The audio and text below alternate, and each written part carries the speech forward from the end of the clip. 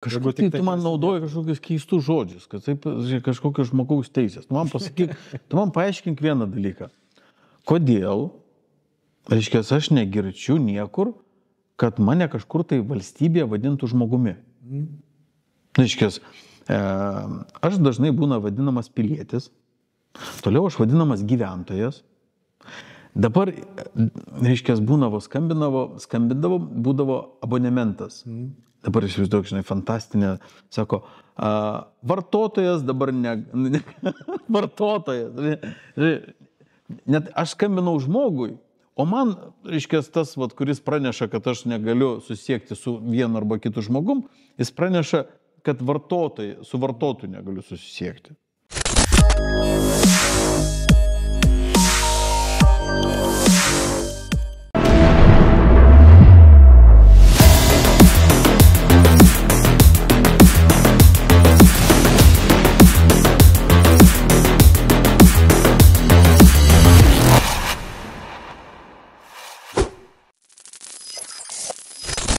Sveiki sugrįžę į Triušio urvą. Šiandienos tema – Lietuvos išmintis ir jos praradimas. Kurgi dingo mūsų išminčiai ir kaip pasaulyje įsigalėjo makiaveliškas valdymo modelis. Pasvarstysime, kodėl išmintingi žmonės dažniausiai valdo protingus, tačiau kai į valdžią ateina vien tik protingieji, jie dažnai sukuria sunkius laikus. Ką mes ir stebime šiuo metu vakarų pasaulyje. Kada apsisuks istorijos spiralė ir į valdžią sugrįš išmintingieji, kurie vėl atkurs gerus laikus. Taip pat pažvelgsime į Lietuvos universitetų istoriją, kurie buvo įkurti jezuitų, tų pačių kryžiuočių, kurie išžudė Lietuvos išminčius. Jie atnešė ir įdegė mums savo žinias, bet neišmintį. Ir būtent todėl galėjo lengvai mus valdyti pastaruosius šimtmečius. Įsitaisykite patogiai. Mūsų laukia prasmingas ir įkvepiantis pokalbis apie išmintį, vertybės ir tiesos paieškas. Šiandien bandysime atsakyti į klausimą, ką turime padaryti, kad į Lietuvą sugrįžtų tikroji išmintis. Su manim studijoje Gintaras Trolys. Gintautai, sveikas sugrįžęs į Triušio urvą. Sveik, šeimininkė. Malonu vėl tave čia matyti ir praeitą kartą kalbėjom apie protą ir išmintį, tai galim šitą temą biškiai giliau panagrinėti, nes ką mes matome šiandieną, tikrai trūksta mūsų vadovams ir politikam išminties, nes matome, kaip jie aklai kartoja ar tai ES, ar Amerikos, dabar jau Amerikos jau ne taip, nes pasikeitė valdžia, jau ten priešai instrukcijas. Tai gal pažvelgime biškiai giliau, kur dinga tu mūsų išmintis, tuo pačiu savarankiškumas? Pradėkime nuo to, kad dauguma gyvena žinių lygyje. Žinios yra trumpalaikės ir vieną kart vienokios, kitą kart kitokios. Paskui yra žmonės, kurie galvoja. Galvot galima, kada turi kažkokių žinių. Man visada kyla klausimas, ypač tiem žmonėms, kurie vadovaujasi, sako, savo protu, ar ne? Sakau, kodėl tu nesivadovauji išmintim? Kodėl vadovautis protu? Protas yra vienos galvos subjektyvi nuomonė, 7 galvos yra jau daugiau negu viena galva. Jau yra geriau. Bet mūsų galvos prieš tai irgi buvo Lietuvos. Buvo ir galbūt ateityje bus. Ir mes pradėkime nuo to, kad galima nuspręsti kažką, tai kaip įsigyti kokį šaldytuvą, ar ne? Tai čia toks sprendinys, paėmė nupirkai. Jeigu tas, kuris galvoja kažkiek tai į priekį, tai jau žino, koks ten ekonominis jo efektas, ar ten kažkoks A lygis, ar B lygis.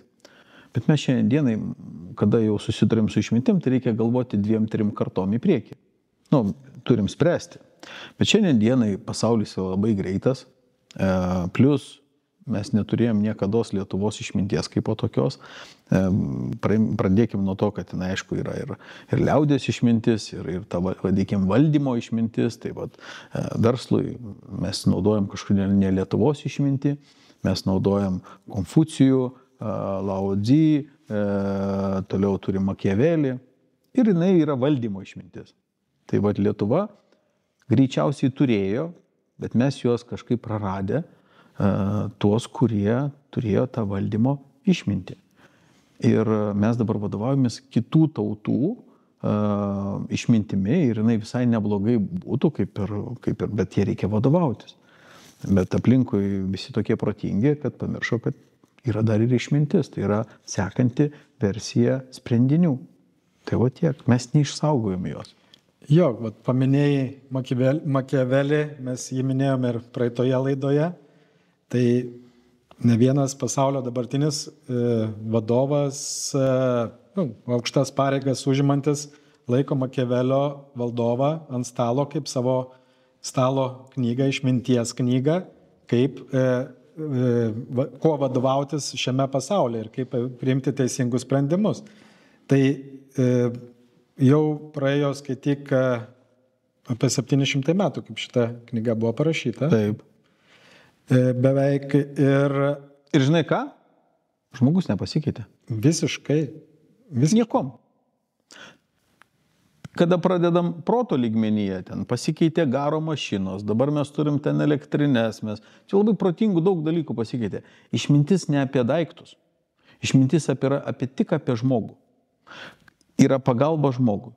Ir ieškokim išminties. Pasakyk man nors vieną universitetą, kuriame dėstytų išmintį. Nėra. Ir grįžtant, kaip pas mus atsirado Vilniuje universitetas, kuris atsirado 16 amžiaus pabaigoje, tarp kitko iš karto po paskutinio Jogailaičio mirties. Tai ir jisai buvo įkurtas ne ko kito, o jezuitų. Ir kas buvo po Žygimanto Augusto pirmasis karalius jau svetimšalis, tai buvo Henrikas III Valua, kurio mama buvo iš Medičių, o Makiavelis kam rašė? Taip, jiems. Bet matai, atimk iš žmonių išmintį ir jie bus avių banda. Tai kodėl niekur, apskritai ne tik Lietuvoje tai yra, niekas Lietuvoje ir pasaulyje šiandien dienai išminties kaip po tokios nei studijuoja, tam tikrose uždarose grupėse tikrai, ypač tie, kurie valdo, sakykime, protinguosius, nes būtent su išmintim gali suvaldyti visus protingus. Jeigu protingą bando valdyti per protą, tai jie ginčysis lygiai taip pat, kaip ir turniai ginčinasi. Ir kitko, protingi tai pačias didžiausias klaidas gyvenime kas padarė ir pačias brangiausias tai protingi. Išmintingi jie kur kas lėčiau, bet daro sprendinius, reiškia, kurie ne tik tai dabar, bet ir už 10, ir už 20, ir už 30 metų. Ir protingi, sakykime, eina, kad ir ginčytis ar ne, į Temidę, bet mes juk žinome, kad jinai net visiems pasufleravo. Sako, aš čia nais spręsiu aklai. Reiškia, todėl ta Temidė jinai yra akla. Tai reiškia, vadovausias protu, bet ne išmintim. Nepykit, aš išmintim nesivadovauju. Tai daugelis žmonių vadovaujasi kažkaip tai proto paradigma ir mes žinom tas vietas, kur galima vadovautis protu. Bet išmintis tai yra visai kitas dalykas, absoliučiai kiti reikalai. Tai žiūrim, Makiavelis vis tiek atėjo iš Šiaurės Italijos, Medičiai Šiaurės Italija, Florencija, prieš tai buvo Venecija ir Genua, pagrindinės tokios miestai valstybės, kurie valdė prekybą. Po to atsirado ir East India Company, Olandai pradėjo ekspansija, Britai, bet vėlgi žiūrint dabar į Europą, kuri atėjo ir mus užkariavo, mūsų išminčius ir žudė, ten tos išminties irgi labai mažai belika. Jeigu aš vadovą, tiksliau įmonėje, maža valstybė, įmonė, ar ne, irgi ten išleidinė, rašo įsakymus, ar ne, ir jeigu aš išmokinsiu darbuotojus išminties, tai savininko nereikės. Sunku bus vadovauti išmintingiems.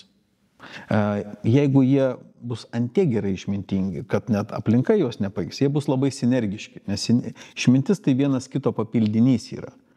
O jeigu vadovas bus išmintingas, tai jis gali visus protingus suvadovauti. Tai kam reikia atiduoti tautai išmintį? Kad jinai būtų tvirta? Ne. Kad jinai būtų valdinga? Ne. Tai reikia atimti ne protą iš žmonių, o išmintį. Ir šiandien dienai aš galiu pasakyti, aš tikrai labai daug Lietuvos iš top 100, reiškia, pagal įtaką įmonių vadovų, ar ne, ieškai tos išminties ir tikrai tarp jų yra, jie kartais nenori prisipažinti, kad jie turi tą išmintį, nes jie sukrovė pridėtinę vertę, tai tikrai su išmintim, ten kartais jie vadovauja protingiems, protingi galvova, durnius, ar ne, vadovauja, ne durnius, ten jisai leidžia protingiems pasireikšti. Tai irgi išminties požymis. Ir mes tada matome, kad yra vis dėlto to Lietuvoje išmintis, bet jinai yra toksik. Kada pavadinksi gyvą žmogų, sako, žiūrėk, šitas labai išmintingas žmogus, jisai sako, ne, būk geras, aš galbūt, nevadink mane taip. Ir pavadinkite, dabar tie mėly žiūrovai, žinai, kurie žiūrite, pavadinkite savo aplinkinius, tuos išmintingus žmonės, kurie realiai yra išmintingi. Išmintingais, jie purtysis. Išmintingas žodis tinka tik po mirties. Ten buvo išmintingas žmogus gimė, pavyzdžiui, ir gyveno. Pavyzdžiui, Bronislovas Lubys valdė, jisai buvo labai išmintingas žmogus, ar ne? Bet tik po mirties. Ar pavadinkime tam tikrus žmonės išmintingas? Ne, aš neišmintingas. Toksik. Tai reiškia, kad geri laikai gimdo silpnus žmonės. Ir kol neatsiras vėl sunkus laikai, tol išmintingų niekas prie valdžios vėl neprileis. Išmintingas subūrė, jis nemanipuliuoja. Pavyzdžiui, nėra išmintingom žodynė, nėra žodžio manipuliacija. Protingi žmonės galvoja, kad ten kažkur tai yra manipuliacija. Ne, išmintingas valdo, kad visiems būtų gerai.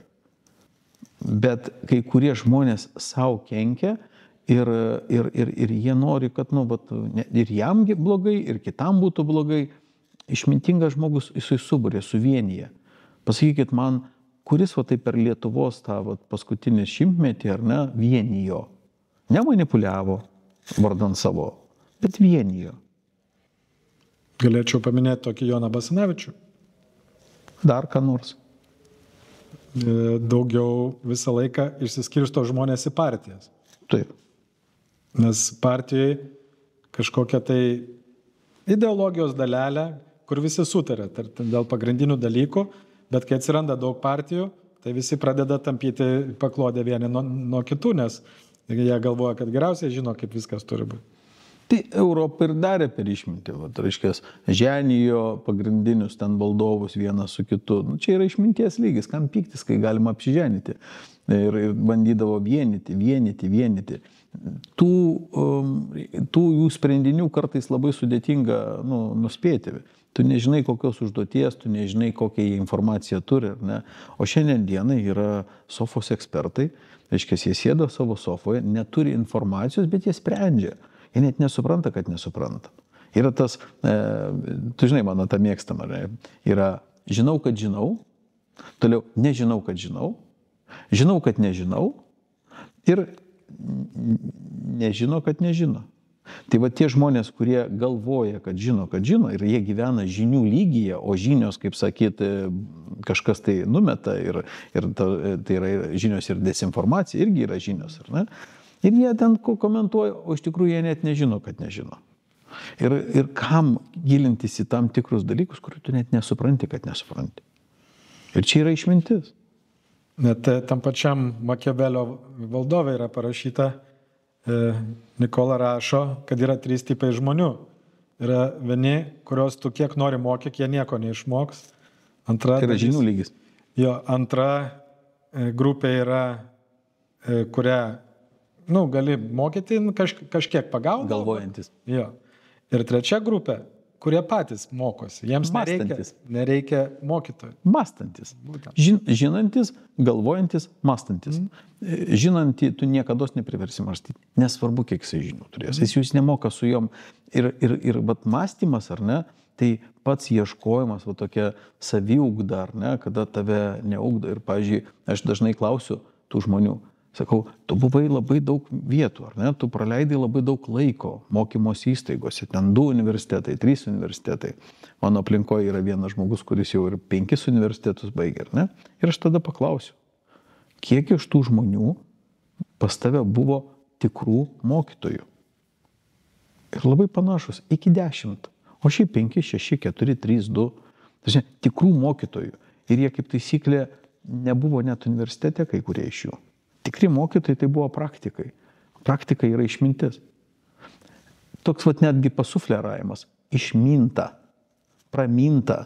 Aiškiai, kažkur tai praeita tikras kelias yra ir ten tu žinai, kad nėra, ten yra tikras kelias. O teorinis kelias, tai jisai yra toksai, žinai. Teorija, kalniečių teorija lygumose neveikia. Tiesiog yra kita. Ir tokia buvo kažkada tai išmintis. Ir, pavyzdžiui, žinai, kad kinai neturėjo niekados filosofijos. Kaip disciplinos ar ko? Iš viso jie nesnadėjo. Visą gyvenimą turėjo išminti. Bet kažkodėl tai europiečiai pavadino tai filosofija. Nors nieko bendro, ten buvo išminčiai. Toliau Makiavelis, jis buvo išminčius. Tai yra valdymas. Paskiau atsirado tas žodžių junginys, kuris filosofos, kur mes žinom, kad tai yra mylintis išminti, bet čia yra lygiai tas pats kaip žmogus, kuris nemoka groti, tai jisai yra kažkokios muzikos grupės fan klubo narys, bet grotai nemoka. Bet yra tarptų fan klubo, kitaip sakant, mylinčių tą grupę muzikos arba šiuo atveju mylinčių išminčių, vis dėlto yra išmintingų, žinai.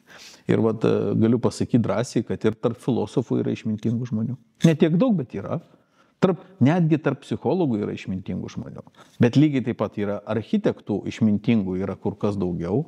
Tai jisai įsivaizduok tas žmogus, kuris vienai šeimai turi suprojektuoti gyvenimą, kad jisai tose namuose nesusipyktų. Čia labai svarbu, čia yra išmintingas. Galvojimas labai ilgai į priekį yra išmintis. Aš manau, galima pasakyti, kad bet kokioj žmonių socialiniai grupiai yra tam tikrų išminčių. Jų gali būti ir tarp taksi vairuotojų. Pažiūrėk, pas vienais važiuoji, styliai žiūri, klauso ten muziką. Kitas kalba, su trečiu iš vis galima pakalbėti taip giliai apie tą pačią filosofiją, kur tam pačiam filosofui pasislėpti. Įsiklausyk į žodžius, ar ne? Reiškia, išmintis, mes turim tokį žodį, kuris yra kaip satelitas, visada tikrinė, kas šalia, ne? Tai yra išminties galima pasisemti. Kad pasisemti reikia šaltinio. Tas šaltinis iš kažkur tai trykšta. Ir gali būti žmogus šaltinis, ar ne? Iš knygų galima iškalti. Protą galima iškalti. Ir mes girdim, kad, pavyzdžiui, iškaltas protas. Reiškia, kažkas sunkaus, kažkas suformuoto, ar ne? Ir kažkada tokią sentenciją parašiau, kad protingi skęsta išminties vandenyne. Tai reiškia, jie yra per sunkus, jie prisirišė, kaip inkarai. Reiškia, jos kažkas tai suformavo ir jie toliau nesiformuoja patys. Ne? O išminties kelias, jisai yra lengvas. Jisai yra palengvinimas. Ten viskas yra kur kas lengviau, žymiai paprasčiau. Ir mes žinome, kad paprastume yra išmintis. Ir kuo paprasčiau, bet kitis, kažkada tai man buvo 25 metai, turėjau dar, tiksliau ir dabar turiu, bet tada dirbau dar su audiniais. Ir aš klausiau labai daug žmonių tuo momentu, man atrodo, kad jie yra išmintingi. Visus metus klausinėjau labai daug žmonių. Sakau, kiek jums buvo metų, kai jūs buvote, kiek jums buvo metų, kai supratote, kad viskas yra gyvenime paprasta? Tai 90% žmonių, aš turiu statistiką, nesuprato, ko aš klausiu. Buvo žmonių, kurie tiksliai atsiminė tą laiką, tos metus, sako, man buvo 54, kitam ten 63, kitam ten 49, bet atsimindavo tiksliai laiką, tai yra tam tikras virsmas. Galima sakyti netgi kai kuriems, tai pavadinkim, nušvitimas, ar ne, nes, sakykim taip, jeigu mokslas yra šviesa, tai klausimas yra, kas tada yra išmintis. Nes man tai atrodo, kad nušvitimas tai yra išmintis, ar ne, o mokslas tai yra švietimo ministerija, kaip taisyklė šiandienai, traktuočiau kaip vos net tamsos ministerija. Kaip padaryti žinių, bet kurių net ne, sakykime, taip, nesuprantu, kam jos kartais reikalingos. Kam reikalinga dabartinė mokymo klasė, kai jinai man primena, kad jinai neevoliucionavus 100 metų. Mes žinome, evoliucionavo visos mašinos aplinkui, bet klasė neevoliucionavo. Mes turime pedagogą, kuris jau šiandien dienai net nemokytojo lygio. Jis už mokyklos ribų, jį pavadinti mokytoju yra ganėtinai sudėtinga, nes jisai perduoda vadovėlis, tai toksai vadovėlių įgarsintojas, žinai. Bet vat mano vaikams pasisekė, vienam ir kitam, jiem pasisekė, jie turėjo tikrus mokytojus, kuris ir už gyvenimo, nežkės, už mokyklos ribų gali pavadinti drąsiai mokytojų, nes ten jis tai darė su meilė. Iš pagal prigimtį turėjo tai. Atsiminai, kai buvo čia prieš 100-metį mūsų tos pirmosios Respublikos, prieš 18 metus dar buvo Grybauskaitė prezidentė ir buvo paskelbta visai Lietuvai konkursas. 3 ten dalykus, kad 100-mečiui nuveikti. Tai vienas iš 3 buvo padarykime mokytoją prestižinę profesiją vėl iki 25 metų. Tai ant kiek viskas yra degradavę, kad turi savo tokius netgi klausimus kelti. Taigi švietimas yra visa ko pagrindas valstybėje. Tai. Ir jeigu tu neaugini išminčių, o tik pasiekėjus. Tai, o žinai, kaip atpažinti išminčių vaiką? Tas, kuris sako, kodėl? Jis kodėlčiukas. Jo. Jis neuždavinėja kur, kaip, kas, kada, žinai, bet jis užduoda klausimą, kodėl. Ir šitas kodėlčiukas, jisai visą gyvenimą yra nepatogus. Nes jis visą laiką užduoda nepatogų klausimą, kodėl. O protingi nemoka atsakyti, kodėl. Jisai žino, kaip, kur, kada, bet paklausi, kodėl ir viskas byra. Ir tie kodėlčiukai, tai yra tokia užuomasga vaikas. Jeigu jūsų vaikas yra kodėlčiukas, žinokit, jo visai kitas brandos kelias, visai kitaip, jam ta bendroji išsilavinimo mokykla, jinai visai kažkur tai kitur turėtų būti. Nes tai yra daugelį atveju tai bendro degradavimo mokykla, žinai, kada tu prikrauna žinių, kurių tu gyvenime nenaudosi. Seniau dar būdavo, kad tu naudoji, bet šiandien dienai mes nepamirškime išradimus. Evoliucija nuėjo ir sukūrė mūsų šviesuoliai, sukūrė technologijas, kurios palengvina mum visums. Ir taip, tai yra išmintinga jomis nesinaudoti. Super, tai tiesiog evoliucija eina kažkokiu keliu, o mes sakom, nesinaudosim. Mokytojas naudojasi dirbtiniu intelektu, sukuriant tam tikras užduotis, o vaikui neleidžiam.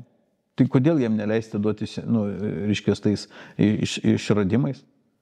Tai jūs man pasakykite šansą, galimybę šiandien dienai gyventi be interneto, kai yra Starlinkas. Fiziškai neįmanoma neturėti interneto. Tai tu tampi visiškai nekonkurencingas. Jeigu tu bandai atimti, kad ir dabar telefonus, kalkuliatorius, viską atimki žmogaus, kuris gali nueiti ir su kuo gali konkuruoti. Tik tai duobes kastų, daugiau niekur. Tai nenaudokim ekskavatorių tada. Tai imkim, išdalinkim kiekvienam po kastuvą ir tegul kasa. Bet kažkodėl tai vienur pasirinktinai mes naudojam technologijas, o kažkodėl tai mokykloje nesinaudojam. Nors, žinai, yra toksai neuromokslas. Šiandien dienai mes suprantam, kad yra neuronai, sinapsės, ar ne, ir mes galime suformuoti senuosius neuronus, kurių tikrai mes žinom, kad iš mokyklos išėjęs vaikas nenaudos. Bet galime naujas, kurias realiai naudos. Tai kam naudoti to, ko nenaudos? Ar aš pasakoju apie mūsų mokyklos užduotis, kokios yra? Žiūrėk,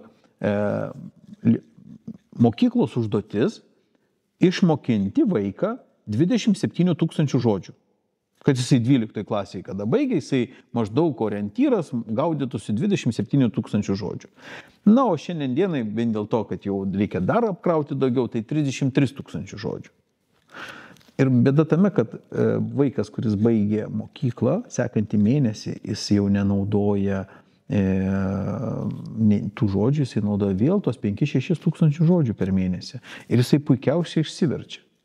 Ir šiandien dienai prisikrauti į, sakykime, labai nepatikimą laikmeną, tai smegenys yra nepatikima laikmena. Mokslininkai vien dėl to, kad žino, kad yra nepatikima laikmena, jie naudojasi užrašus. Ir jie visą gyvenimą, kai eina į priekį, kažkokius daro išradimus, jie naudojasi užrašais. Evoliucija sugalvojo, apskritai, jeigu nesugalvotų išorinių laikmenų, mes tarpusavį neevoliucionuotume. Bet mokslininkai ir visi kiti sunaudojo, išradom knygas, kuriuom bet kada galima naudotis. Šiandienai senąją biblioteką nueikite ir paprašykit Ctrl+F, paspauskit savo biblioteką ir kad išlystų vat, iš kažkurios knygos tam tikras pastraipa, kuri jums reikalinga. Ar ne? Nu, tai mes traktuojame, kad tai yra sena atgyvena. Kas naudoja lankstų diską, vadinasi floppy diskas arba kietą diską. Ten daug tilpdavo, 4 megabaitai. Taip, tai... Ne, 1,4 megabaitai. Ir netgi realiai kokios nors vieną knygą gal tilpdavo. Na, bet užtat mažiukai, ne? Bet šiandienai maža laikmena talpina labai daug, o kai kuriais netgi yra, vadinkim, debesis. Tai kam apsikrauti? Reiškia, nenaudokim išradimų. Gyvenkime, važinėkim su garo garvežiais. O kas trukdo? Nu, gal švariau būtų. Tai aš suprantu tą mokyklos užduotį. Žinai, mokyklos užduotis būdavo visą gyvenimą pasaugot vaikus, kol tėvai fabrike dirba. Iškės apkrauti namų darbais, nes mato, kad neapkrovė iki 12 valandos, čia viskas, vaikai gali prisidaryti nesąmonių, apkraukim namų darbais. Bet čia tų pačių tėvų bėda iš tikro, nes nu ir dabar nori super mamytės geriau nueiti tenisą pažaisti, nueiti ten masažų pasidaryti. Jos nenori tais vaikais rūpintis, prisidaro vaikų ir visą laiką atiduosiu valstybei, tegul jie pasirūpina. O paskui verkia, čia visokios tenai įgūdžių programos, visokios nesąmonės kemša tiem vaikam į galvas, ateis visokios drag queen, žinai, mokyklas ir žinok, niekas neįpyptels. Nes labai patogu atiduoti vaiką savo kažkam kitam auklėti. Paskui būna bėda pas psichologus, nes kažkas negerai. Veskit pas senelius. Būtent. Seneliai patys geriausi išminčiai. Šiandien dienai jie turi laisvo laiko, reiškia, ir jie gali būti svarbus, gali būti su vaikais pabūti, nes visą gyvenimą būdavo taip. Anūkais, vaikais rūpindavosi seneliai. Ne tėvai. Tėvai ėjo medžioti, reiškia, darbus dirbti. Ir tuo momentu rūpindavosi tas, kas jau nesugebėdavo dirbti. Tai seneliai. Ir tada seneliai galvodavo, kaip čia taip geriau papasakot vaikui. Ir va tos visos metaforos, visos tos pasakos, visi tie padavimai, tai yra vien dėl to, kad buvo kūrybingi seneliai. Ir pasakodavo per pasakas. Ir ten būdavo vien išmintis. Skaitykit pasakas dabar, o ne kai vaikystėje buvo. Ir suprasit, kiek ten yra išminties. Ir kaip galima viską išspręsti žymiai paprasčiaus, negu kad protingom formulėmis, kurios neveikia. Tais pačiais baisiais, niūriais, tarybiniais laikais, pažiūrėk, pensinis amžius buvo gan žemas. Būtent dėl to, kad galėtų užsiimti seneliai vaikais ir kad jauni žmonės galėtų dirbti. Bet čia ne tik ten būdavo. Čia prie ko čia sovietmetis. Visa Europa taip gyveno. Europoje dabar irgi visoje Europoje, reiškia, pasendino būdą. Bet, žinokit, ar nuo to žmonės laimingesni buvo? Šiandien mes imkime tas šalis, kuriuose didžiulis laimės koeficientas, sako, jie laimingi žmonės ten, viskas svarbu. Ir tada paimi kitą statistiką, kur daugiausiai antidepresantų išrašo. Tik kažkaip tai tose valstybėse dar antidepresantų daugiausiai išrašyta. Sutapktų man taip. Jo, ir tie, kur geria daugiausiai antidepresantų, jie mažiau gimdo. Ir tos iš vis tautos yra pasmerktos išnykimui praktiškai. Va tos centrinės vakarų Europos, Vokietija, Olandija, tenai 1,1 vaiko praktiškai vos belikė per šeimą. Tai Lietuvoje mes irgi panašus dalykus turime. Einame link to, kad iš kitos pusės nežinia, kaip yra realiai gerai, gal tikrai gerai taip yra. Nes ekonomika, mes darykim kokią nori tą ekonomiką. Galutinę variantę reikia padaryti, kad žmogus būtų laimingas. Ir jeigu mes, pavyzdžiui, dabar imkim, čia reikia rūpintis, kad lietuviai galvotų apie Lietuvą. Jūs man pasakykit nors vieną instituciją arba kuri pamoka buvo tautiškumo pamoka, kur būtų, kad mumis vienytų sinergijos, vienybės, ar ne, vienas kitą papildyti, identitetą, nevadintų tai nacionalizmu, arba ten, tarsi, kad mes pasaulio žmonės, ar ne. Tai kai mumis išmokino būti pasaulio žmonėmis, tai išskrido visi kaip balandžiai, taikos reiškės, ir kam ten kažką ginti. Tik mes pasaulio žmonės. Mums nesvarbu sienos, nesvarbu lietuviškas identitetas, tai išmintingi sprendimai yra 20-30 metų į priekį, kartom skaičiuojasi į priekį, o ne 5 mečių. 5 mečių tai yra tik tai buitiniai reikalai sprendžiami. Pažiūrėk, išmintingi žmonės sukūrė Hollywoodą, per kurį neša kultūrą, Taip. ideologiją, jie pasako, kokia istorija buvo, gražiai viską pateikia. Tai jie nuostabų įrankį savo sukūrė. Pažiūrėk, ir mūsų vaikai, ir mes patys. Pažiūrėk, kaip Hollywoodo filmai, kokie nuostabus viskas buvo, žinai. Bet ką jie padarė, jie pavergė mūsų ir mūsų vaikų smegenį. Pradėkime nuo to, iš kur atsirado Amerika. Visi nepritapėliai Europos, ieškantis šiandien čia ir dabar laimės, ar ne, jie visi ten iškeliavo. Tai natūraliai tie, kurie laimės ieško. Čia pagal oficialią istoriją. Tai čia net ne istorija, čia tiesiog faktas yra, žinai, ten iš kartos į kartą, kas nepritampa, kuris nėra sėslus, ar ne. Aišku, buvo ir tokių karo metų, kada žmonės tenais kraustėsi ir tikrai yra tokių, bet aš, pavyzdžiui, Ne vien karo, bado, airių daug išvažiavo būtent 19 amžiaus vidury, nes ten buvo badas baisus. Žinai, bet išvažiavo ir Argentiną. Taip. Žinai, nuvažiuoja į Argentiną, tu supranti, kad čia kažkaip tai daugiau Europos negu Europoje. Ten labai, Argentinoje toks visiškas toksai kraštas, kur nepaliestas kitų kultūrų, ten kažkoks Europos koncentratas, Argentina, nors atrodo Pietų Amerika. Ar žinai, iš kur Argentina pavadinimas kilęs? Sidabras, ar ne? Būtent Argentum. Nes kai ispanai konkistadorai užkariavo Pietų Ameriką, ten, daug sidabro atvežė ir... Europa visą gyvenimą gyveno ne iš Europos. Tai čia nėra blogai, mes europiečiai galim pamatyti, kaip yra nuostabu vaikščioti Florencijos gatvėmis arba Portugalijoje vaikščioti ir mes matom, ką galima buvo sukaupti.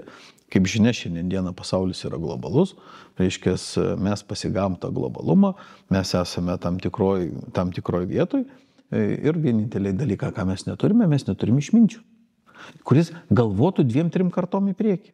Ir visi, kada ten sako, dar yra aišku, sako, išminčius dar kartais vadina šviesaus proto. Tai toks kaip ir toks lengvas perėjimas nuo šviesus protas, kažkodėl tai man tada kyla klausimas, žinai, tai yra, jeigu yra šviesus protas, ar ne, tai yra ir tamsus protas, arba pilkas protas. Tai gal geriau vis dėlto turėti tą šviesų protą. Ir duoti tiems senoliams, tegul sprendžia. Ir galbūt padaryti taip, kaip Amerikoje buvo vienu momentu, kada aplinka buvo tokia tamsi ir neišprausiusi, ar ne? Tai tu žinai, kad Amerikoje yra tokie rinkikai.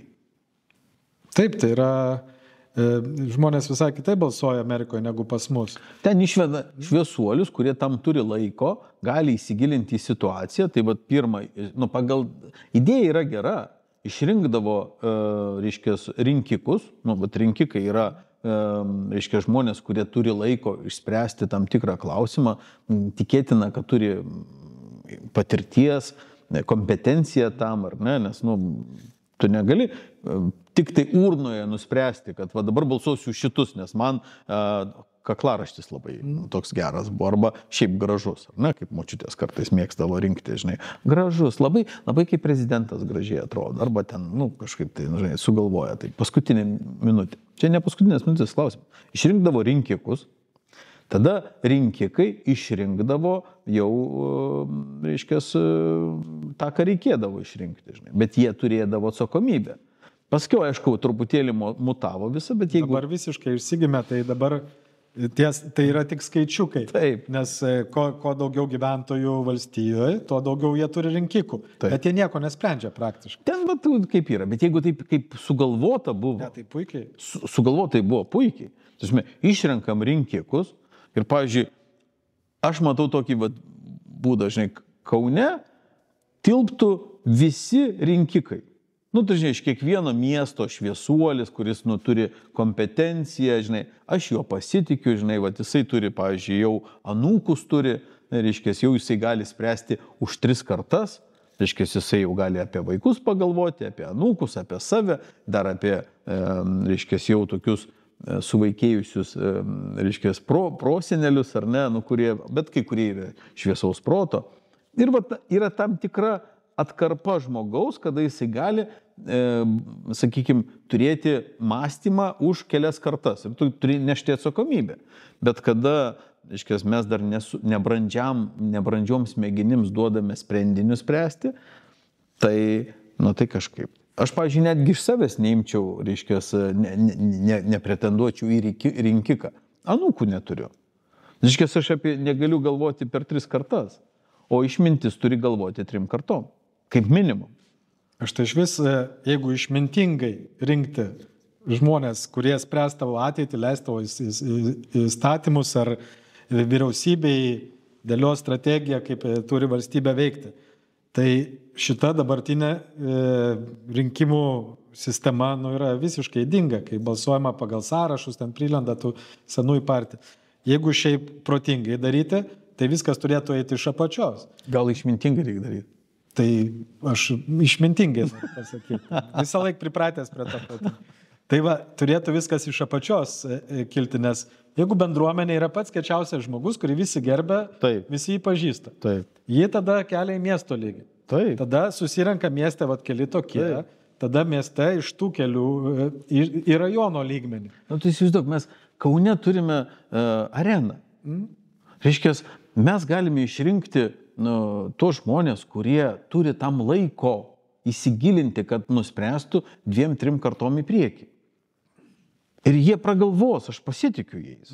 Tarsi jisai turi tam kompetenciją, žinai. Ir aš tikrai atiduočiau savo balsą tokiam žmogui, kuris yra.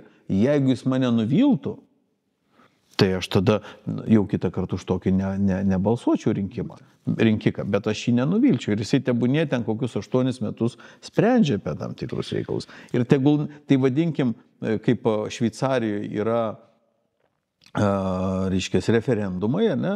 Tai mes žinom, kad, pavyzdžiui, vieną kartą ten į 3 mėnesius arba į 4 suvažiuoja rinkikai, sprendžia kažkokius klausimus. Baigtųsi manipulacijos.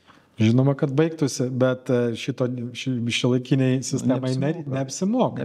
Todėl niekas nemoko mokykloje apie logiką, apie pinigus, kas yra pinigai, kaip jie atsiranda, apie politologiją, administracinį valdymą. Tai jie bijo šito, nes tada visi pamatys, kad karalius yra nuogas. Pradėkime nuo to, kai kurie net nežino, kaip pienas atsiranda. Būtent. Žinai, aš šiandieną ragavau veganiško šokolado. Sako, čia yra veganiškas šokoladas. Aš galvoju, čia juodas šokoladas, tada visus šokoladus galima pavadinti veganiškai, žinai. Nes jeigu pieno, kaip ir neplanuota buvo dėti, tai ten net nėra dėl ko. Ir aš dabar galvoju, reikėtų gal pagaminti veganišką cukrų. Tiesiog, reiškias, vegan, kad tai yra veganiškas cukrus, ir kad šitame, reiškias, cukruje nepanaudota nieko gyvuliško, žinai. Ir apskritai, žinai, aš skaitau, kad tokius, tai, sakykime, su to vadinamu šviesiu protu, tai neįmanoma tokie dalykai, bet protingus galima pamanipuliuoti.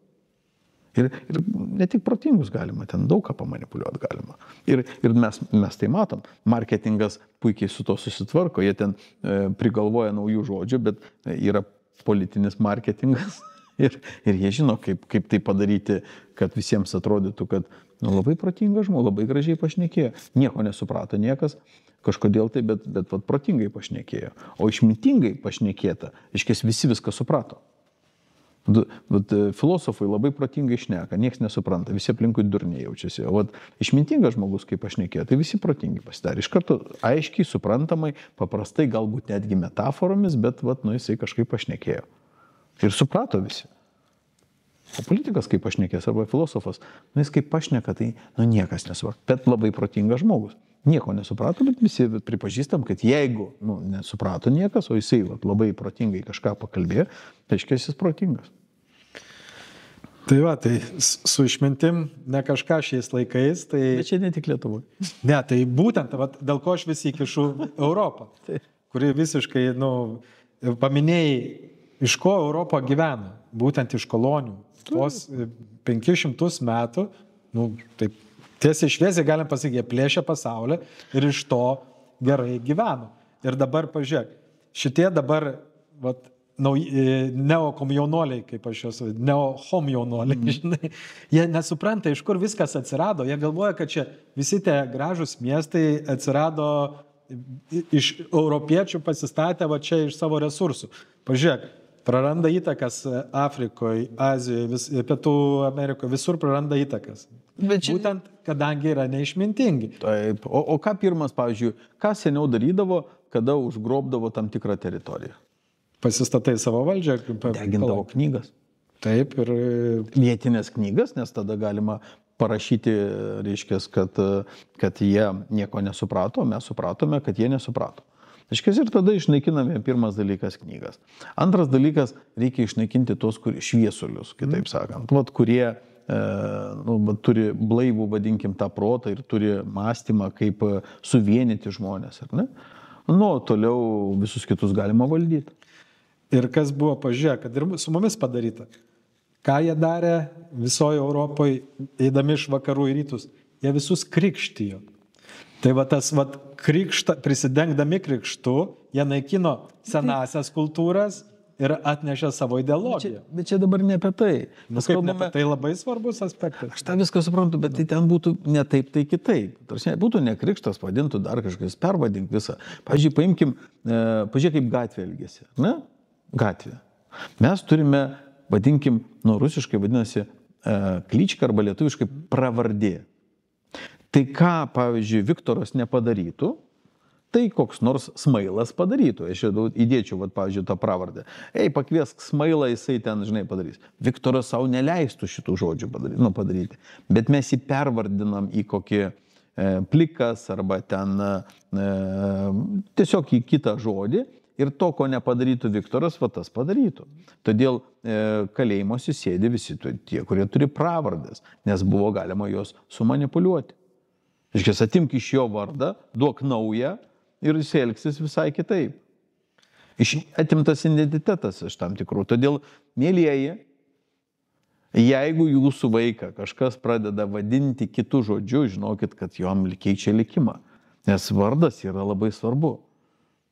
Tai yra, kaip sakei, pravardė, tai reiškia, jo tas vardas ne visai tinka aplinkai ir tai, ką jis darys, bet kai jį pravadino, tai užprogramuoja, kad jis būtent kažką pakeitė likimą. Darys. Labai svarbu, labai svarbu. Ką aš kalbu apie krikščionybę, aš nesakau, ar tai gerai, ar blogai, kad mus apkrikštijo. Žiūrint atgal, mes turime mokytis iš praeities, būtent semtis iš praeities, iš minties. Ir suprasti, kaip tai visas įvyko. Ne tai, kad, čia mums atnešė kultūrą, mes ten medžiuose gyvenom, nieko nemokėjom, nesupratom. Tai tik supratę šaknis ir priežastis, mes galėsim su pasiekmėm kovoti. Pradėkim, kad viskas keičiasi, tai natūralu.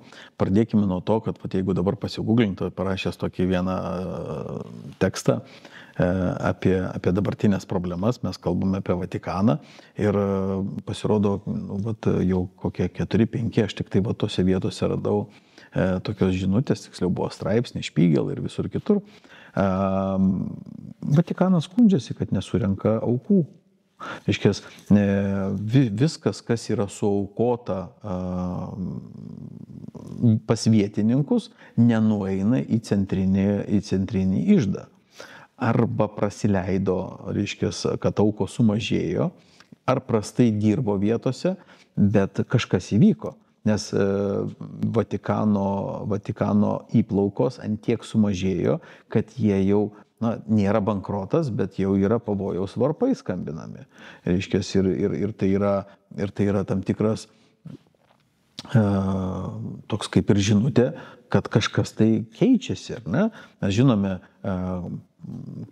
kas juos nukonkuravo, nes bažnyčia nukonkuravo ir tiesioginis konkurentas bažnyčiai yra psichologijos kabinetas. Reiškia, ten irgi panaši funkcija yra. Reiškia, vietoj to, kad klūpėjimas, reiškia, duodamas fotelis ir, reiškia, tos mokamos ausys, reiškia, per valandą, vieną kartą būtinai į savaitę, kad būtų pripratumas, kaip bažnyčiai vieną kartą į savaitę galėtų išklausyti. Tik tai vėlgi, pavyzdžiui, aš nieko blogo neturiu netgi prieš katalikybę, nes ten kunigas dar duodavo reiškės, pamokslą. Nuo žodžio pamokyti. Ir tarp kitko ten metaforomis labai neblogai dar galima paaiškinti. Reiškės, kunigas pasakė pamokslą, tada dar paaiškino, kas ten buvo parašyta. Ir tai nėra blogai, nes tai yra tam tikra, vadinkim, išmintis. Ar ne? O šiandien dienai to nėra. Reiškės, psichologijos kabinetai, kurie jokio pamokslo nedaro, ten, sakykime, su išmintim prasilenkta. Tokie, vadžinai, tokie kabinetas, kuriame sprendžia klausimus neišėjus į vietą. Kunigėlis, tai jisai dar, žinai, visą rajoną apeina, jisai dar visus užsiauginęs tam rajone, jisai žino šaknis, ten tėvus, senelius, jis atlikdavo šitą rolę, žinai, ir būdavo už ką mokėti tą, kad ir bažnytinė dešimtinė. Nu, tarsi, nes duodavo, jie skleisdavo tam tikrą išmintį. Ir tai nebūdavo blogai, bet dabar, pavyzdžiui, ar jūs matėt, reiškės, psichologas, kuris sprendžia bėdas, kad eitų į įvykio vietą. Reiškės, nu čia tokie, žinai, kaip Herkulis Poirot, reiškės, sėdėtų savo kabinete ir sakytų, nu ateikit, reiškės, turiu vieną liudininką, liudininkas dar pinigus moka, reiškės, ir tada jisai kažkokį sprendžia klausimus. Ar tai yra išmintinga? Ne. Ar tai reikėtų vis dėlto į vietą eiti? Taip. Bet vis dėlto jie nukonkuravo, reiškės, netgi ir katalikų išmintį. Tai iš viso bažnyčia anksčiau atliko praktiškai visas valdymo funkcijas. Tai buvo ir registras, ir pinigų saugumas, prekių saugumas, leidimas, pamokslų vietą užėmė medijos. Nes žmonės buvo nelabai raštingi, tai jie ateidavo paklausyti. Vienintelis žinių šaltinis buvo, ką kunigas pasako protingo. Aišku, ten vidiniai komunikacija, tai neskaitom to. Bet irgi, žinai, kaip yra. Pavyzdžiui, suvaldyti daugumą, sakykim, juk net juk jie ir sako, žinai, ten avelės, išganyti avelę. Tiesiogiai buvo pasakyta. Mes žinome, pavyzdžiui, kokius budistus, ne? Ar budizmas yra kančios religija? Ne, ten kaip tik viskas yra... Meilės, ar ne? Taip. Bet ar, reiškia, prikaltas kryžius yra kančios religija? Gal labiau kančios negu meilės. Nes jeigu meilė, tai kažkaip tai tas kryžius ir tie reiškia, kraujuojančios žaizdos, kažkaip tai gal neturėtų būti simbolis. Bet aš tik tai klausimą užduodu, aš nepretenduoju, ta prasme, į kažkokį pamokslą čia šitoje vietoje. Aš tiesiog užduodu klausimą. Man atrodo, kad jeigu meilė, tai galėtų būti širdelė kokia nors, ar ne? Kaip mes suprantam kaip meilė, ar ne? Arba ten koks nors šviesulys, ar ne, bet kalbėti, kad čia yra kančios religija, okei, galbūt aš kažko nesuprantu, bet kai užduodu klausimą, aš negaunu atsakymo. Kodėl taip yra? Kodėl simbolis yra kančia? Okei, gal tada... Manau, kad labai paprasta irgi parodo, kad paprastas žmogus, toks kaip jūs, jisai kentėjo ir tu turi kentėti. O tau ten bus atlyginta viršuje, o čia turi kentėti. Kenčiančiam dangus. Taip. Žinai, o jeigu nekenti? Ir, pavyzdžiui, žiūrėk, sako, aš nekenčiu. Tai mes atrodo, kad kažko tai nekenti. Bet aš džiaugiuosi, aš nekenčiu. Tarsi, tokia, kaip ir nėra tos kančios, žinai. Tai tokių, kaip mes ir nemėgsta bažnyčia, nes mes, sakom, kaip yra, žinai. Aš tiesiog... Įsigilinimas į žodį ir yra, tarsi, išmintis, reiškia, nes viskas paviršiuje. Tiesiog įsigilink į patį žodį, ką tai reiškia, ką tas žodis reiškia. Ir kada mes, pavyzdžiui, neseniai vienas, tarp kitko, labai smagus žmogus, ir mes susiskambinome ir važiuodamas mašina, reiškia, žmona vairuoja, aš kažkaip tai buvau šalia, nes vyno taurę buvau išgėręs. Ir tada mes kalbame ir matom, stop. Sako, gal tada mes susikalibruokim, kokiais žodžiais mes kalbame, nes mes galime to žodžius kitaip interpretuoti. Tai aš galvoju, galų gale matau išmintingą žmogų, kuris nesivelia į polemiką, nesiginčina dėl kažkokių žodžių, mes iš karto kalibruojame žodžius ir tada ieškom išminties. Vienas kitą supras, nes vienas kitą supras ir yra išmintis. Nesiginčyti, jokių diskutavimų, jokių tentos. Mes einame į vienas kitą papildymą. Ir čia yra išmintis. Ir sprendiniai 2-3 kartom į priekį yra išmintinga. Ir kinų išmintis tą byloja, kad mes juk žinome, jie galvoja, labai ilgai į priekį, labai daug kartų į priekį. Ir jų sprendiniai yra tokie, kad mes galime jų nemėgti, bet jie turi išminti. Kai sakom, reikia mokytis iš išmintingų, kodėl mes to nedarom. Nes tikrai trūksta jau nuo pat, visa mūsų grandinė yra suardyta, kaip kalbėjom, kad vaikai yra atskirti nuo senelių. Pažiūrėk, net per virusą, ką jie darė, geri vaikai tėvų nelanko ir to labiau senelių. Taip, nes. Ir netgi pas mano kaimynus tai buvo žmonės prigazdinti, kad atvažiavo seneliai ir jiem per langą vaikus rodė anūkus. Taip. Tai ant kiek sulaužytas visas tas, žmonių mąstymas yra. Mes kaip gražiai iškilavome, per karantiną su savo draugais. Nuostabiai. Mano sklypas yra didelis, turiu sėdmaišius ir mes nuostabiai, piknikus darėme. Laikėmės atstumu, nes mano žmona jinai laikosi tam tikrų liepinių. Paskiau jinai tik tai suprato, kad čia buvo manipulacijos, bet okei, mes tada kavutę gurkšnojom, mes ten leido vienas nuo kito būti per kiek? Per kelis metrus ten, ar ne? Jo, tai 2 metrai buvo. 2 metrai. 6 feet, darba 2 metrai. Ir mes taip nuostabiai iškilavome, mes taip nuostabiai kavutę gurkšnojom, mes taip nuostabiai, maistu dalinamės, ar ne? Ir pasikeičiam. Sakom, dabar jūs pasikepkit savo. Mes nuostabiai iškilavome. Ir pas mumis ir svečių būdavo, ir mes būdavom lauke, ir tos vietos būdavo stebuklingos, arba, į klebonišką mišką nuvažiuoji. Tu matai, kaip nuostabiai galima ilsėtis ir džiaugtis gyvenimu. Būtent, mes irgi eidavom į Kačerginės mišką. Taip. Kepdavom mėsą, gerdavom šnapsą ir būdavo labai fainai. Tai yra nuostabus dalykas. Išmintingi žmonės suranda būdų, kaip apeiti protingų primestus įstatymus. Taip, tiesiog užduodi tam tikrus klausimus jų, ar galiu grįžti namo, Ir mes man labai pasisekė iš tikrųjų, mumis taip Kauno miestą, kai atskyrė, ten ties Mega, tai viskas, kas yra ten, į miestą jau buvo, uždaryta, o jau mūsų tas rajonas, ar neskaitėsi, skaitėsi ne miestas, ar ne? Ir nuostabu buvo. Laisvių buvo kur kas daugiau negu blakiniuose namuose, O ten mano amžinatilsį tėvas sako, ne blokiniai, bet blakiniai namai, Tai tos betono džiunglės iš vis, ypač, kai pamatėm per tą pandemiją, ar kad būtų ar karo atvejais, ar tos pačios ar ką, žmonės labai greitai sužvėrėtų ir pradėtų tikrai vienas vieną kitą ėsti, nes čia galvojam, čia tolerancija, žmogaus teisės, kultūra. Čia visa šita visuomenė sugriūtų per 3 dienas. Kažkaip tu man naudoji kažkokius keistus žodžius, kad taip kažkokios žmogaus teisės. Tu man paaiškink vieną dalyką. Kodėl, aš negirčiu niekur, kad mane kažkur tai valstybėje vadintų žmogumi. Aš dažnai būna vadinamas pilietis, toliau aš vadinamas gyventojas. Dabar, skambindavo, būdavo abonementas. Dabar išvaizduok, fantastinė, sako, vartotojas dabar vartotojas.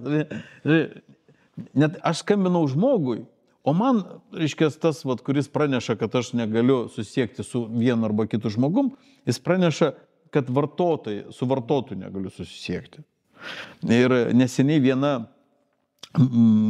telemedijos kažkokia įmonė, sako, skambinam iš telemedijos, pokalbį rašysim, darome gyventojų apklausą. Aš sakau, o ar tinka, kad jūs žmogų apklaustumėt? Sakau, ar jums tik gyventojų reikia, ar tinka ir žmogaus nuomonė, žinai. Nesako, mes darom gyventojų apklausą, žinai, bet norėtume klausimus. Sakau, bet žinokit, aš stengiuosi būti to žmogum, žinai, ar galima būti išlikti toje apklausoje žmogum. Nesako, mes gyventojų apklausą darom. Aš tada galvoju, nu tai tada tęskite, bet jau be manęs, jeigu galima. Tai iš tų išvardintų tavo epitetų vieno nepaminėjai, pačio svarbiausio valstybės sudedamoji dalis. Mokesčių mokėtojas. Yra toksai žodis, gal žinai, toksai yra neklaužada. Tai reiškia neklusnus, ar ne? Tai aš tada sugalvojau tokį žodžių junginį, žinai, klaužada mokesčių mokėtojas. Šis paklusnus mokesčių mokėtojas.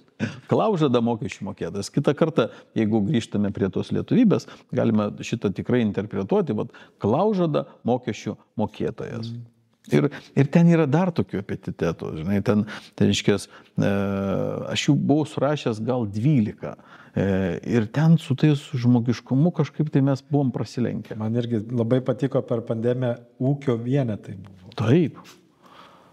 Ūkio vienetas. Nu. Donoras.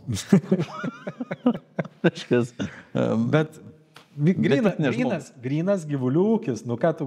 Taip, nu, subjektas. Orvelas, nu, jis genijus buvo. Jis išmintingas.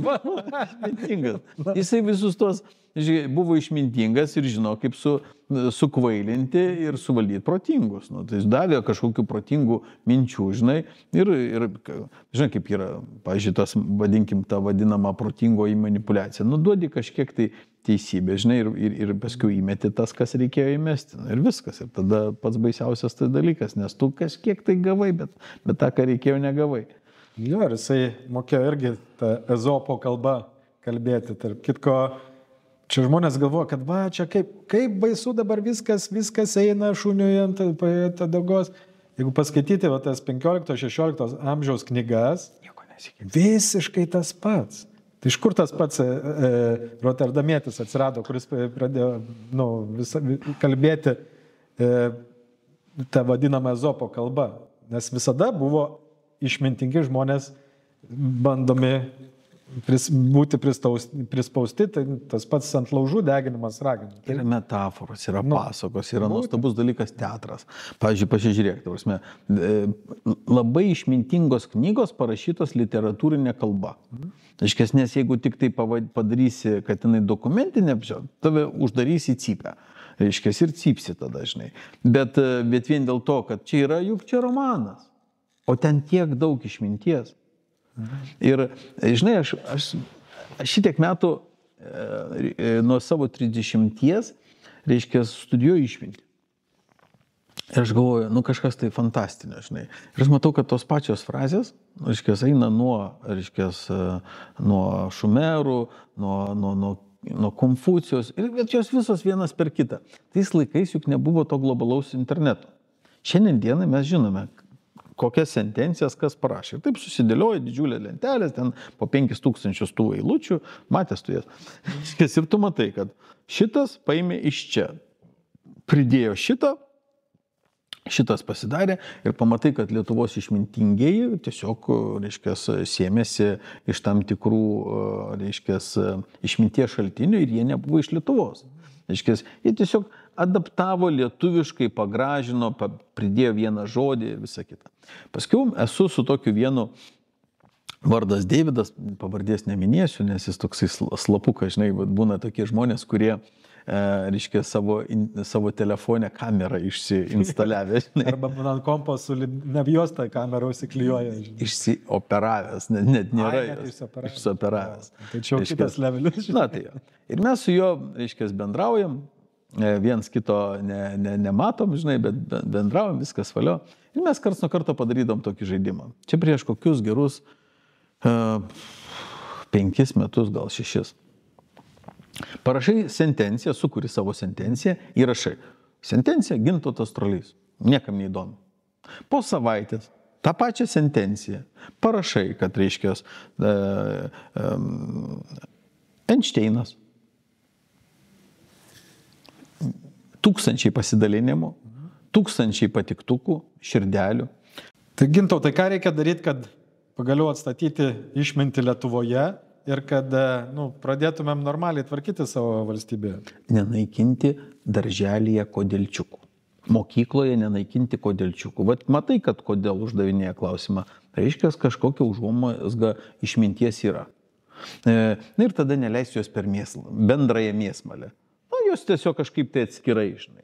Ir galbūt kažkurio momentu bus išminties, nes šitie vaikai ne apie protą, šitie vaikai apie išmintį. Taip, nes visi žino tą Pink Floydų videoklipą, kai eina daug plaktukų. Taip, ten labai toks. Tai būtent tokius ir ruošia jau daug metų, tarp kitko. Plaktukinius. Plaktukiniai, kurie reikalingi tik kalti vinį. Iškalto žinios? Iškalta. Čia viskas veina. Čia tiesiog reikia žodžius pastebėti. Ir metaforas mokėti. Čia yra išmintis. Bet vėlgi turi atsirasti išmintingi žmonės, kad pakeistų švietimo sistemą. Nes jinai pati neatsiras. Ten dabar tamsosu. Būtent. Ne švietimo. Visiškai. Jeigu jinai yra švietimo ministerija, tai tenais turėtų būti labai daug nušvitusių. Bet kaip ir visur chucpa. Yra kas juoda yra vadinama balta, kas balta yra vadinama juoda. Ir bet kurią sritį paėmus yra visur tas pats. Taip. Nuo ko pradėti? Pradėkime nuo finansavimo. Tai reiškia uždirbti daug pinigų, kad atsirastų finansavimas išmintingų žmonių klubams, kurie pagaliau sukurtų visą schemą ir sistemą, kaip to galima pasiekti. Tiesiog reikia eiti link paprastumo. Nes labai dabar buvo labai sudėtingi metai, tarsi labai viskas sudėtinga buvo. Labai paprastumas kažkaip tai buvo užgoštas, buvo tamsuma. Jeigu labai sudėtinga, reiškia tamsu. Painu kažkaip tai keblu, jeigu išmintis, tai yra labai paprasta. Kažkas turi būti labai paprasta. Jeigu matot, kad nepaprasta, reiškia neišmintinga. Tai ką, tai stengsimės toliau paprastai aiškinti sudėtingus dalykus. Taip. Ir bandysime burti išminčių komandas. Burti, svarbus žodis. Būtent, nes, kaip sako, burtininkas. Taip. Я не волшебник, я только учусь. Burtai. Taip. Viskas, burtai, magija. Taip, viskas, sako, šitas yra burtininkas. Iškiaus, kalba per paprastai, neįmanoma. Įsivaizduoju tos žaidimus, kur būdavo, ar ne? Tie žaidimai būdavo tokie strateginiai, ar ne? Ir ten kovoja, ten, reiškės, kala tą auksą, reiškės, kaupia auksą, kol nenusipirko burtininko. Burtininkas, viskas iš karto žymiai paprasčiau, žinai. Tai kaupkime burtininkams. Ir dar mokytis alchemiją reikia, tada galim prisidaryti aukso iš vyno. Taip. Dabar auksas, žinai, yra bitkoinas, aš nežinau, jisai yra iš švino, bet, kažkoksai, jisai vis tiek, kitoks, tas, kita vertybė, ar ne? Šiaip tai, kaip sako, čia oras. Oras yra už bitkoiną vertingesnis, nes orą tu naudoji, kvepuoji, o bitkoiną iš vis negali paliesti. Tarp kitko. Apie orą. Reiškės, pinigus reikia uždirbti iš oro. Oros yra išmintis. Reiškės, nėra oro, nėra išminties. Sako, šitas žmogus uždirba pinigus iš oro. Reiškės, iš žinių. Būtent. Taip, oras labai svarbu. Tai ką, būkime išmintingi. Ačiū, kad atvykai. Ačiū tau. Šiandien Triušio urve lankėsi Gintautas Trolys. Ačiū, kad žiūrėjote ir praleidote laiką kartu su mumis. Laukiame jūsų komentarų.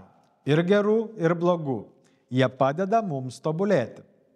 Prenumeruokite kanalą, spauskite patinka, pasidalinkite su draugais bei artimaisiais.